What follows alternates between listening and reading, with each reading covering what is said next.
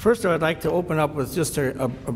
observation or comment. I am the longest-serving mayor in Kane County at the moment, so I've been around here a long time, and I just want to share with you that one of the true blessings and one of the great advantages that Kane County has in the regional arena is the high quality of the county's staff. In all of your departments that you put out in the street, whether it be in transportation or the environment or planning or community development or inspection,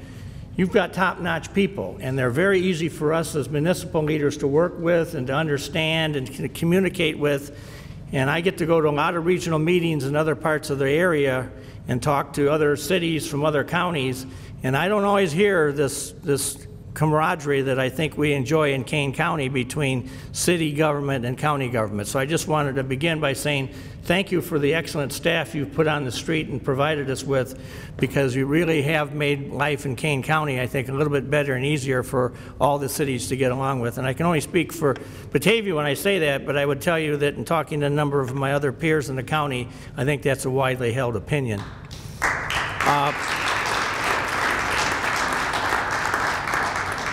Picking up on what Mayor Keller said about open space, again, in large cooperation with the support we get from the staff of the Kane County Forest Preserve and from the community development staff of the county, I think over the last number of years, a strong insight and planning perspective has been put into place to really capture and preserve many of the real unique and pristine and special sites in Kane County for future generations. And this has only been done, I might note, with the cooperation of the municipal governments. Again, only speaking for Batavia, but west of Batavia now, we've, around the Nelson's Lake, Dick Young Marsh area out there, we've now assembled about 1,500 acres in some form or fashion, which makes it one of the largest areas of open space in Kane County. I will tell you that that wasn't done without a great degree of consideration on the part of the city governments about how much land are we giving up and how many houses or other things could happen here. And I think at the end of the day, the trade-off in our mind was, well, the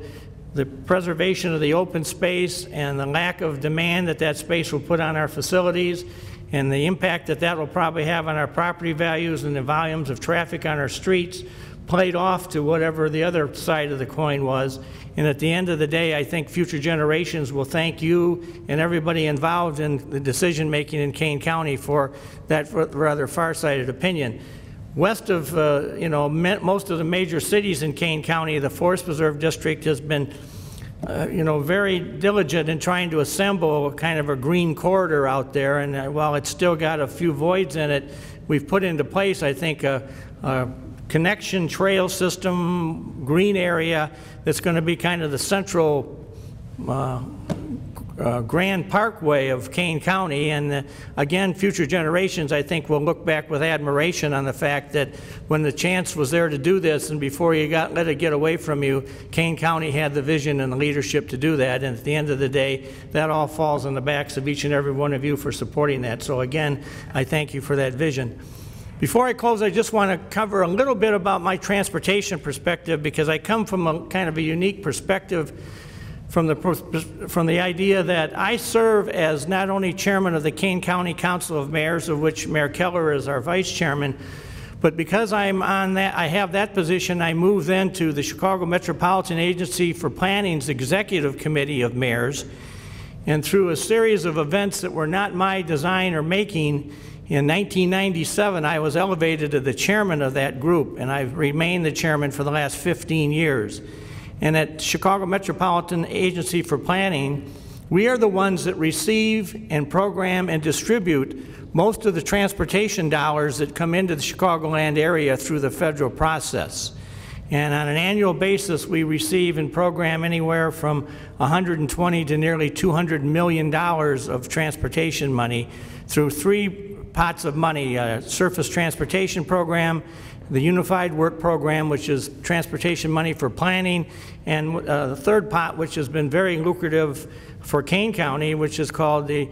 CMAQ, which is Congestion Mitigation Air Quality Money. And as being able to participate in that, because I am the chairman of the executive committee at CMAP, I sit on the decision-making bodies that make the decisions as to where all this money is going to be spent. And I'm very proud of the fact that over the last few years, and I'm sure the transportation staff would concur with me, Kane County has always been able to secure its fair share of those pots of money. And as a result of it, we've been able to do some interesting things. I think most of the signal interconnects that start up in Carpentersville and go all the way down to Montgomery on Randall and Orchard Roads were to a large degree funded by that money. A lot of the work that was done on McLean Boulevard has been used with that money. Stearns Road over at Route 25 and some of the improvements over there were used with that, were done with that money. The intersection at Fabian and Randall was done with that money, and the extension of Orchard Road and the widening of it down in the southern end of Kane County, plus some significant improvements in both Aurora and Elgin and in the north end of the county were also done. So we've gotten our fair share of the transportation dollars. Annually, the Kane County Council of Mayors, splitting up the pot with the other 6 counties in the region, we get between $4 and $6 million a year, which is then programmed into a long-term program that we have that allows the county government and the cities to submit projects and then get their project funded as it becomes eligible to do so. I think we've handled it with fairness and parity, so no city can say, well, I didn't get my fair share when my turn came, etc. So at the end of the day, I'm very proud of the amount of money we've been able to bring into Kane County from the federal level. I say that with some degree of a caution surrounding it because right now the whole federal transportation funding process is kind of up in the air. And specifically, the federal transportation bill has not been reauthorized. They're on continuing resolution, and it would appear that the current resolution will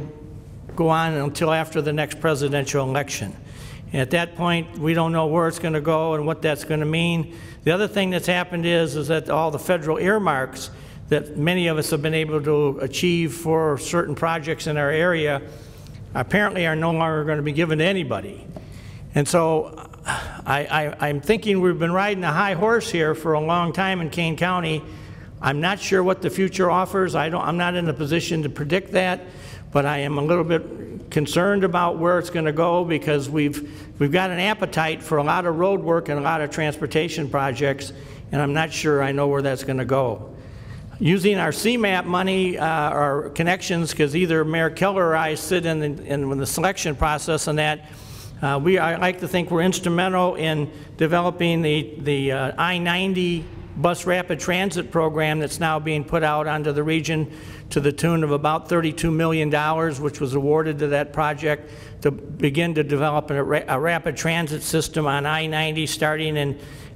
Elgin, Carpentersville, and going in I-90 to Rosemont, where it'll connect to the CTA. And that will allow us to then build the bus routes on Randall Road, going from both north and south to feed into that so people can conceivably get on a bus in Aurora, go to Elgin, get on the bus and go to Chicago. And eventually the plan would be to do a similar thing on I-88 so Kane County would have 2 east-west bus rapid transit systems in the county that people could access and feed to. I-90 was chosen to go first.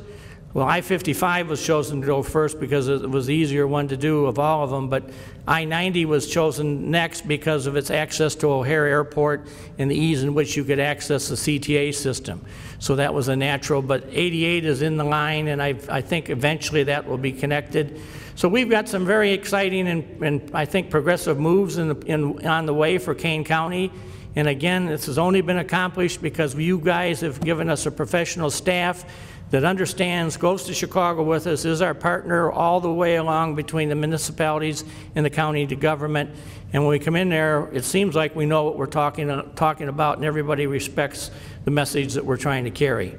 So I thank you for the opportunity to get up and give you a little speech about the status of transportation from a regional perspective. I've been very proud to be part of this for a number of years, and I like to think we've accomplished and put into place some things that will bear a lot of benefits for our residents in the years to come. Thank you.